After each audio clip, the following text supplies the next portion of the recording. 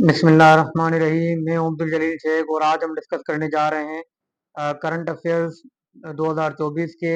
ये part two है। इससे पहले भी हम इसकी वीडियोस बना चुके हैं, जो कि अगेन बहुत इम्पोर्टेंट है। अगर हम देखें, सिंध पब्लिक सर्विस कमीशन के असिस्टेंट के इम्तिहानात भी होने जा रहे हैं, और उसके अलावा सीसी के होने जा रहे हैं, सीएसएस एमपीटी है, लेक्चरर के टेस्ट हैं, या इवन के इंटरव्यूज भी चल रहे हैं। ये जो है वो करंट अफेयर्स आपसे हर पेपर में जो है वो पूछे जाते हैं। ये बहुत इंपॉर्टेंट है। जिन्होंने इससे पहले वाली वीडियो भी नहीं देखी तो वो वीडियो भी लाजमी देखिएगा, क्योंकि ये जो है वो वन लाइनर क्वेश्चंस हैं और बहुत इंपॉर्टेंट है। तो हम स्टार्ट करते हैं अपनी वीडियो को।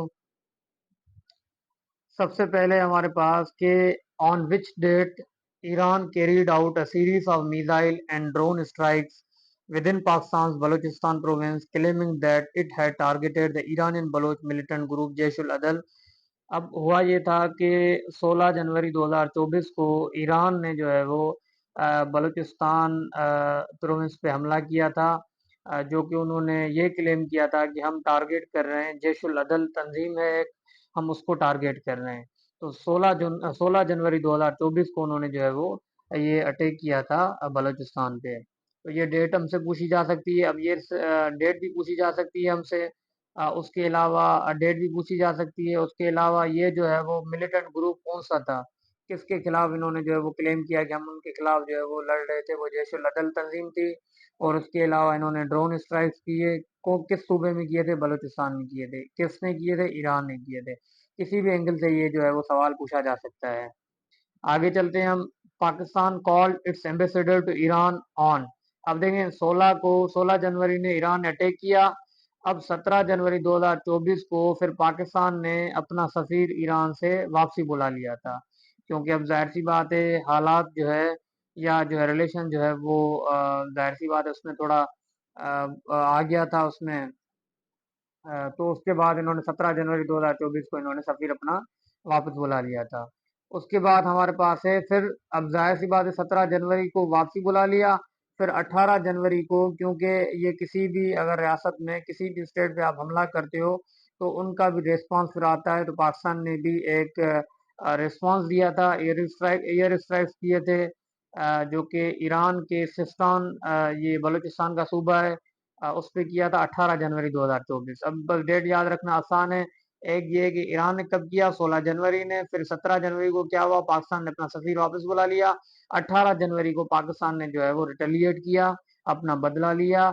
और कौन से जो है वो एयर स्ट्राइक कहाँ की थी, ईरान के सिस्तान बलूचिस्तान प्रोविंस में। उसके बाद हम आते हैं कि which became the fifth country to achieve a soft landing on moon. Moon पे जो है वो सॉफ्ट लैंडिंग किसने की अभी रिसेंटली, वो की है, ये जापान ने की है। और उसके अलावा अब जापान ने कब की, ये की 19 जनवरी 2024। ठीक है ना। 19 जनवरी 2024 को जापान ने जो है वो जापान ने जो है वो सॉफ्ट लैंडिंग लैंडिंग की मून पे। और उसके अलावा फिर ये आता है हमारे पास कि उस मून का जो है वो मून मिशन ऑफ जापान जो था, उसका नाम क्या था। तो वो नाम था उसका स्लिम मिशन। आगे वाली स्लाइड में है, देखते हैं हम।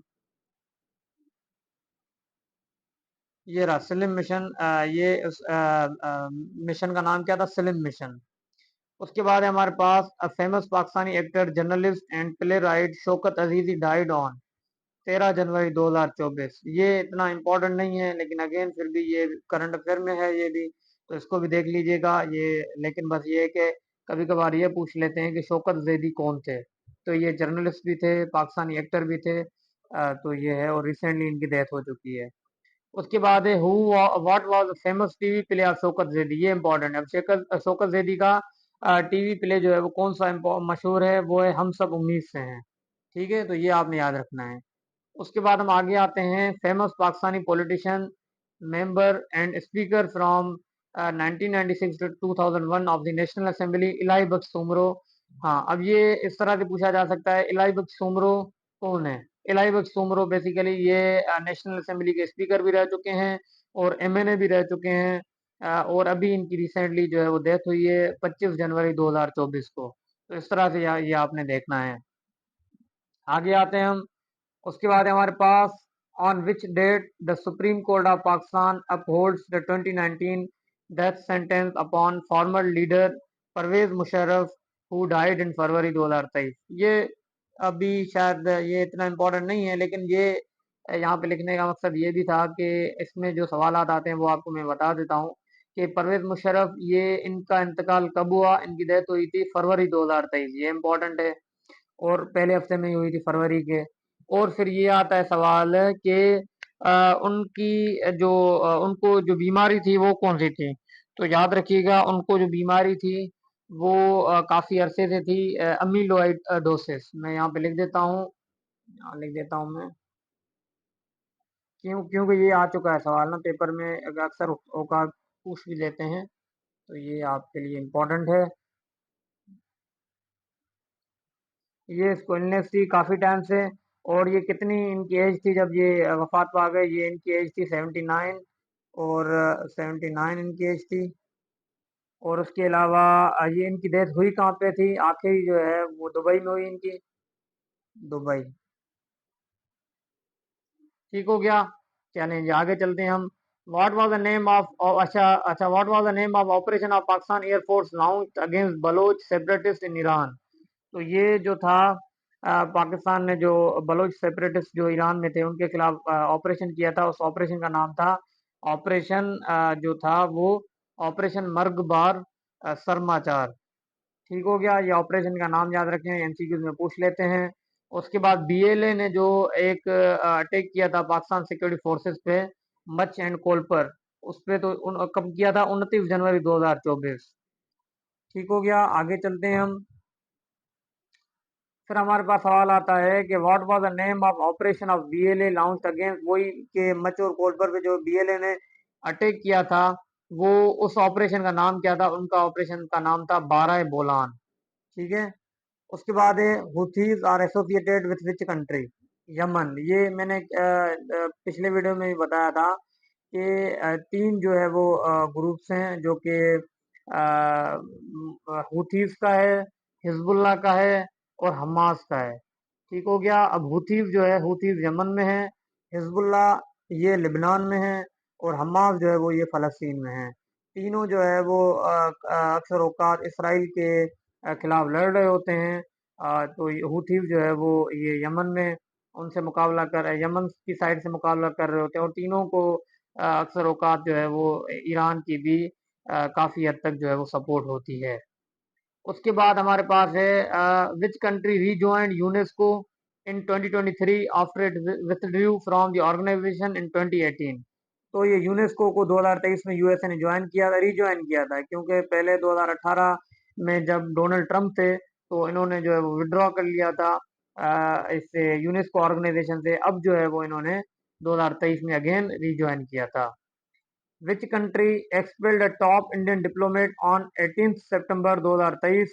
तो अब ये है कनाडा। अब कनाडा और इंडिया के हालात जो है वो उस कदर नहीं है बेहतर, क्योंकि उसकी वजह है, उसकी वजह ये थी कि वहाँ पे जो है वो एक सिख लीडर थे जिनका नाम था हरदीप सिंह निज्जर। मैंने यहाँ पे लिखा हुआ है ब्रैकेट में कि हरदीप सिंह निज्जर जो थे उनको जो है वो वहाँ कनाडा में मारा गया था जून 2023 में। और यही इल्ज़ाम था कि इंडिया पे, कि इंडिया ने करवाया है। तो ये उनके रिलेशन जो है वो ख़राब हो गए थे काफ़ी। और अभी कल परसों की भी रिपोर्ट ये थी कि हाई कमिश्नर वगैरह जो थे इंडिया ने भी, कनाडा ने इंडिया के जो है एक्सपेल कर लिए, अपने कंट्री से निकाल दिए हैं। Same is the case with in India. India ने भी जो कनाडा के कमिश्नर से या जो भी डिप्लोमेट थे उनको भी उन्होंने जो है वो निकाल दिया है अपने मुल्क से। तो इनके हालात जो है वो सही नहीं हैं अभी। उसकी वजह क्या है, हरदीप सिंह निज्जर की मौत के बाद जो है वो प्रोटेस्ट और जो भी चीज़ें थी उसकी वजह से। उसके बाद हम आगे आते हैं, 2023 नोबेल प्राइज फिजियोलॉजी या मेडिसिन में ये किसको दिया गया था। ये दिया गया था केटलिन केरिको एंड ड्रू वेस्टमैन। अब ये 2023 की बात है, फिजियोलॉजी या मेडिसिन की ना, कैटलिन केरिको एंड ड्रू वेस्टमैन। अब आपने क्या करना है, मैंने एक वीडियो अपलोड की है 2024 के जो भी अभी नोबेल प्राइज विनर्स हैं 2024 के जो भी हैं, वो मैंने सारे जो है वो एक जगह पे एक लेक्चर में, एक वीडियो में जो है वो मैंने अपलोड भी की हुई है। आप देख सकते हैं, यहीं पे जाएंगे, अभी रिसेंटली अपलोड किए, एक हफ्ता हुआ होगा। तो वो आपने वीडियो लाजमी देखनी है, क्योंकि बहुत इंपॉर्टेंट होता है ये सवाल, हर पेपर में आ रहा होता है, क्योंकि बिल्कुल ये रिसेंट इशू है। आपसे इंटरव्यू में भी अक्सर औकात पूछा जाता है कि भाई अभी जो है मिसाल के तौर पे अ, जो लिटरेचर में नोबेल प्राइज किन को मिला है, तो वो हैन कैंग जो थी खातून थी, जो कि साउथ कोरियन खातून है, उनको मिला है। और वो मैंने वहाँ पे डिटेल में बताया हुआ है। फिर वो कहाँ की हैं, मतलब कहाँ के हैं। अगर वहाँ फिजियोलॉजी, जैसे जैसे मैंने ब्रैकेट में यहाँ पे लिख दिया कि 2024 में जो अभी अनाउंस हुआ है, तो वो किसको दिया गया है, विक्टर एम्ब्रोस एंड गैरी रुकोन, तो इनको मिला है। और ये नोबेल प्राइज मिलता कब है, नोबेल प्राइज मिलता है ये 10 दिसंबर को मिलता है, ठीक है ना। और फिर मैंने वो वहाँ पे पूरा डिटेल में बताया हुआ है कि नोबेल प्राइज की शुरुआत कैसे हुई, किसके नाम से हुई, अल्फ्रेड नोबेल थे, कब हुई थी, 1901 में हुई थी। फिर पाकिस्तान में से कौन से जो है वो ऐसे बंदे थे जिनको आज तक नोबेल प्राइज मिला है। इसी तरह से इंडिया से जो इंडियन सब कंटिनेंट में पहला बंदा कौन था, इसी इसी तरह से जो है वो पहले कितने सब्जेक्ट्स में, कितने कितने सब्जेक्ट्स में मिलता है। फिर इकोनॉमिक्स भी ऐड किया गया था, कब ऐड किया गया था, वो सारा जो है वो मैंने उस वीडियो में डिस्कस किया है, जो कि बहुत इंपॉर्टेंट है। अगेन मैं आपको सजेस्ट करूंगा, रिकमेंड भी करूंगा कि आप वो वीडियो लाजमी देखें, ताकि उससे आपको फायदा हो। उसके बाद who is the CEO of Amazon, Amazon के जो सीईओ हैं वो कौन है, वो है हमारे पास एंडी जेसी। तो ये बहुत इंपॉर्टेंट है, ये सवाल आ रहा होता है पेपर में कि एंडी जेसी जो है वो सीईओ के क्या है ये, वो सॉरी अमेजोन के सीईओ हैं। उसके बाद है हमारे पास, आगे आते हैं हम। अब है हमारे पास कि what is the name of Muscat of ODI world cup 2023। ये है नाम इसका, ब्लेज एंड टॉम। और ये पिछली वीडियो में हमने डिस्कस किया था, वर्ल्ड कप 2023 का जो है वो किसने जीता था। वर्ल्ड कप 2023 का जो है वो जीता था इसने, ऑस्ट्रेलिया ने जीता था। हुआ कहाँ पे था, इंडिया में। ये पिछली वीडियो में हम डिस्कस कर चुके हैं। इसी तरह से सेम के T20 वर्ल्ड कप 2024 वो भी डिस्कस कर चुके थे पिछली वीडियो में। इससे पहले वाली जो करंट अफेयर्स की जो वीडियो थी, उसी में हमने डिस्कस किया था। उसके बाद है, who is the first Sri Lankan cricketer to score a double century in ODI. One day में, वनडे इंटरनेशनल में पहला श्रीलंकन क्रिकेटर जिसने डबल सेंचुरी लगाई हो, उसका नाम है पेथम निसानका। एक और यहाँ पे अगर मैं ऐड कर दूं सवाल, कि आपको याद होगा, ये क्योंकि आ रहे होते हैं अभी, क्योंकि ये एक मरतबा ही वाकया हुआ है कि किसी बैट्समैन को टाइम्ड आउट की वजह से जो है वो उनको आउट किया गया, मतलब वो टाइम उन्होंने ज्यादा लगा दिया था। और as per international ICC rules, तो उन्होंने जो है वो उनको आउट करा दिया गया था। वो कौन से प्लेयर थे, वो भी श्रीलंका के ही थे, वो थे मैथ्यूज थे, ठीक है। और वो किन किन के खिलाफ खेल रहे थे, वो बांग्लादेश के खिलाफ खेल रहे थे। तो अगेन ये भी बहुत इंपॉर्टेंट है, इसको भी आपने जो है वो देखना है। और इसी तरह से और भी जो जो सवाल हैं, मैं यहीं पे आपको जो है वो बता रहा हूँ।